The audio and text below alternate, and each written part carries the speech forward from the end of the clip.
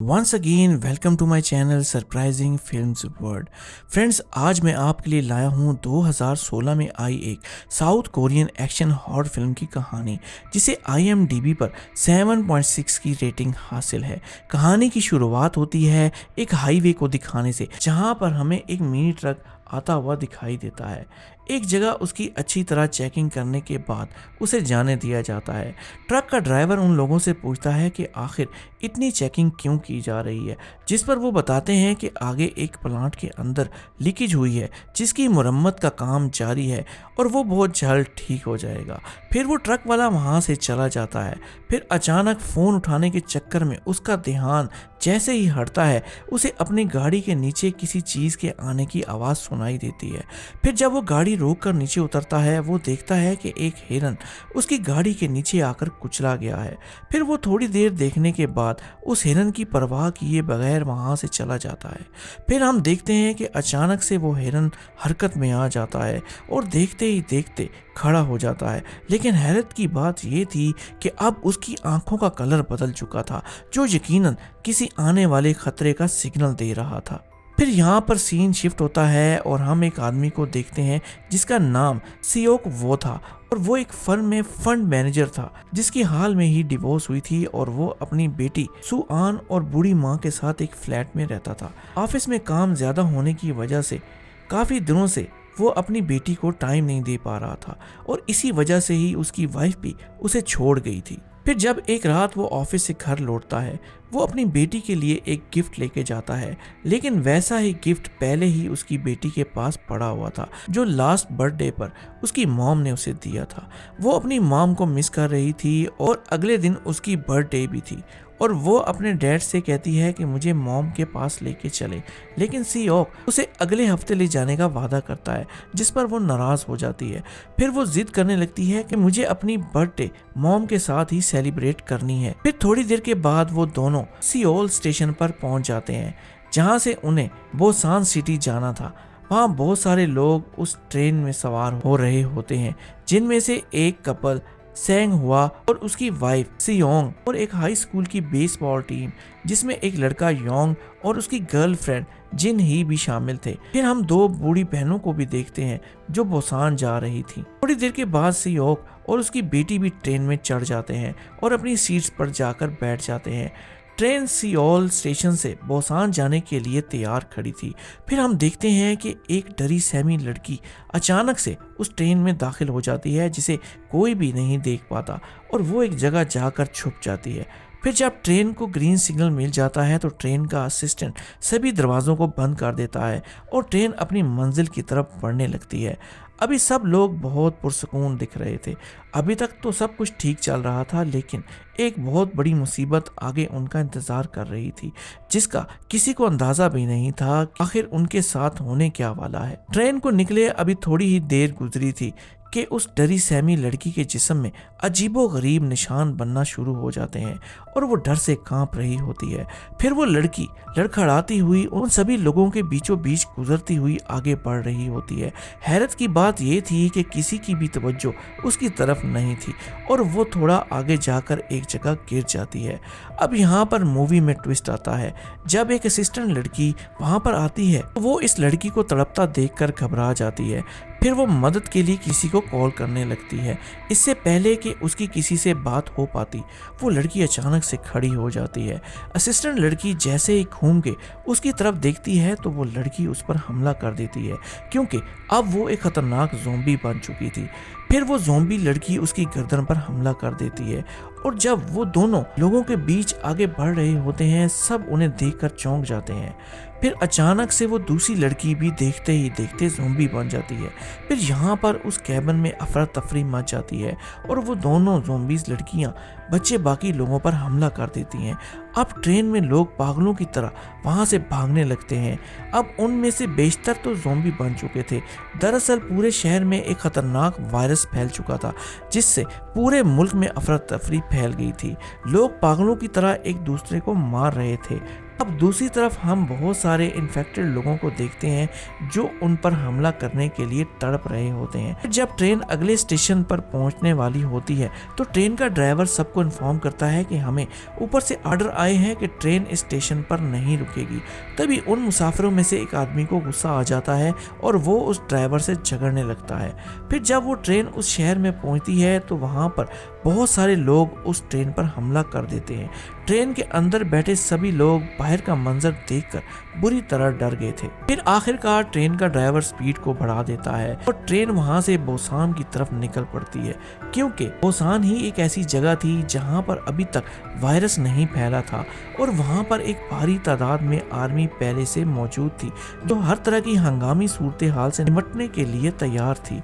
अब ट्रेन जब थोड़ी आगे बढ़ती है तो बोसान से पहले एक और शहर आता है हैजियोन। जब ट्रेन वहां पर पहुंचती है तो वो देखते हैं कि पूरे रेलवे स्टेशन पर कोई भी मौजूद नहीं है, जबकि उन्हें बताया गया था कि यहाँ पर भी आर्मी पहले से मौजूद है, लेकिन वो सब देखते हैं कि वहाँ तो कोई भी नहीं है।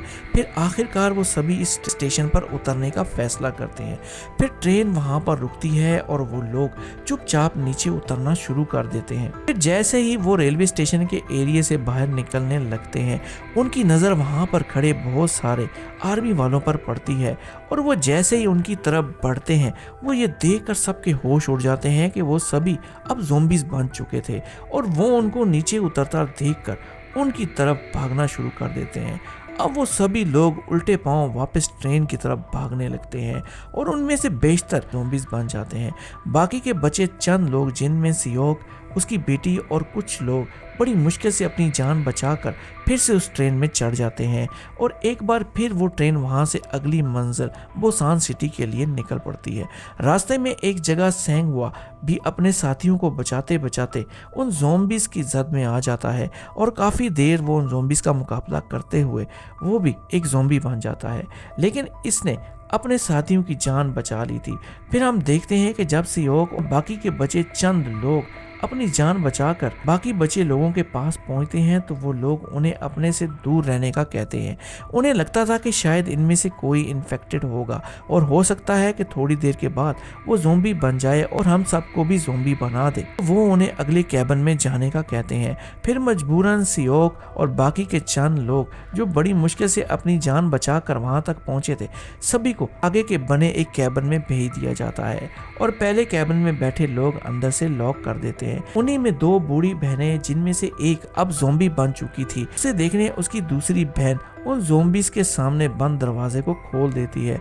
फिर वो सभी ज़ॉम्बीज़ अंदर घुस आते हैं और बाकी बचे सभी लोगों पर हमला कर देते हैं और उनको काटना शुरू कर देते हैं। इनकी चीखों पुकार सियोन और बाकी के बचे लोग सुन रहे होते हैं। उनकी किस्मत अच्छी थी कि उन्हें अगले कैबिन में भेज दिया गया था।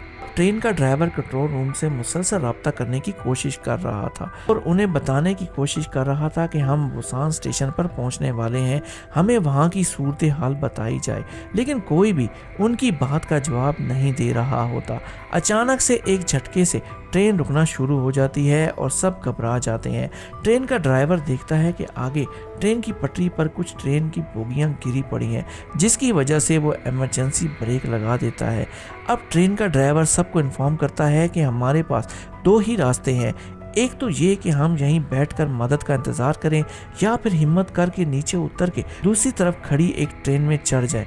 अब सबसे पहले ड्राइवर नीचे उतरता है और वो डरा सहमा जगह का जायजा लेता है और भागकर एक खाली ट्रेन के अंदर चढ़ जाता है, लेकिन उस ट्रेन में पहले से ही ज़ॉम्बीज़ मौजूद थे और वो इसको देखकर उसकी तरफ भागने लगते हैं, लेकिन ट्रेन का ड्राइवर मौका देखते ही नीचे उतर जाता है और दरवाजे को बंद कर देता है। फिर वो एक तरफ भाग जाता है। दूसरी तरफ सियोक और बाकी के लोग ये फैसला करते हैं कि हम अपनी मदद आप इस ट्रेन से निकलकर बोसान शहर की तरफ जाएंगे।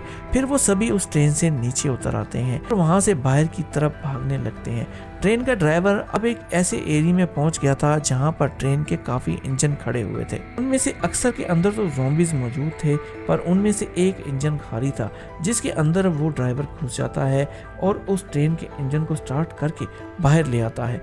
दूसरी तरफ एक आग में लिपटी ट्रेन उसी ट्रेनों से टकराती है और सबकी जान बाल बाल बचती है। फिर हम देखते हैं कि योंग की गर्लफ्रेंड जिन्ही को भी एक ज़ोंबी ने काट लिया था और वो भी ज़ोंबी बन जाती है, जिससे देखकर योंग दुखी हो जाता है। फिर वो लड़की उसे भी काट लेती है और वो भी ज़ोंबी बन जाता है। ट्रेन का ड्राइवर दूर से आते एक आदमी को देखता है जिसके पीछे ज़ोंबीज पड़े हुए थे। फिर वो उसकी मदद के लिए नीचे उतर आता है, लेकिन वो आदमी उसे धक्का देकर खुद ट्रेन में चढ़ जाता है और ज़ोंबी उस ड्राइवर पर हमला कर देते हैं। सियोक जो बड़ी मुश्किल से अपनी बेटी और उस औरत को बचाकर उस खाली इंजन की तरफ भागने लगते हैं जो आगे बढ़ रहा होता है। फिर उन्हें देखते ही सैकड़ों की तादाद में ज़ोंबीज उनके पीछे भागने लगते हैं। फिर बड़ी मुश्किल से सियोक अपनी बेटी और उस औरत को उस इंजन के ऊपर चढ़ा देता है और खुद भी चढ़ जाता है। पर ज़ोंबीज भी उस ट्रेन पर चढ़ने की मुसलसल कोशिश कर रहे होते हैं, लेकिन सियोक बड़ी मुश्किल से उन सब से छुटकारा हासिल कर लेता है। फिर वो जैसे ही उस इंजन के कैबिन की तरफ बढ़ता है, वो देखता है कि वहाँ पर एक आदमी बैठा हुआ है। फिर वो जैसे ही उसके करीब जाता है, वो ये देखकर डर जाता है कि वो आदमी अब ज़ोंबी बन चुका था। फिर वो उस पर हमला कर देता है। इसी दौरान सियोक के हाथ पर वो काट लेता है और सियोक भी जख्मी हो जाता है। दूसरी तरफ उसकी बेटी अपने पापा को देखकर रोने लगती है। फिर सियोक हिम्मत करके उस आदमी को ट्रेन से नीचे फेंक देता है और अपनी बेटी और उस औरत को कैबिन के अंदर ले जाता है। फिर वो दोनों बाप बेटी इमोशनल हो जाते हैं। सियोक जानता था कि अब वो ज़ोंबी बनने वाला है। फिर वो जल्दी से अपनी बेटी और उस औरत को कैबिन के अंदर बंद कर देता है और उन्हें ट्रेन के कंट्रोलर का समझाकर बाहर आ जाता है और अपनी बेटी की बचपन की यादों को सोचता हुआ वो ट्रेन से नीचे छलांग लगा देता है। फिर आखिरकार ट्रेन बोसान शहर के काफ़ी करीब पहुंच जाती है। फिर वो औरत देखती है कि सामने रास्ता बंद है और वो उस इंजन को रोक देती है। फिर वो दोनों नीचे उतरकर बने एक टनल के रास्ते आगे बढ़ने लगते हैं। दूसरी तरफ बैठे स्नाइपर उन्हें देख लेते हैं। इससे पहले कि वो उन्हें ज़ोंबी समझकर उन पर गोलियां चलाते, सुऑन एक सॉन्ग गुनगुनाना शुरू कर देती है। टनल के अंदर आवाज़ गूंजने की वजह से उन स्नाइपर्स को पता चल जाता है कि वो इंसान ही है। फिर वो इन दोनों को बचा लेते हैं। फ्रेंड्स, यहाँ पर मूवी का एंड हो जाता है। उम्मीद करता हूँ कि आज की कहानी आपको पसंद आई होगी। काइंडली मेरे चैनल को लाइक और सब्सक्राइब ज़रूर कर दें मज़ीद अच्छी वीडियोज़ देखने के लिए।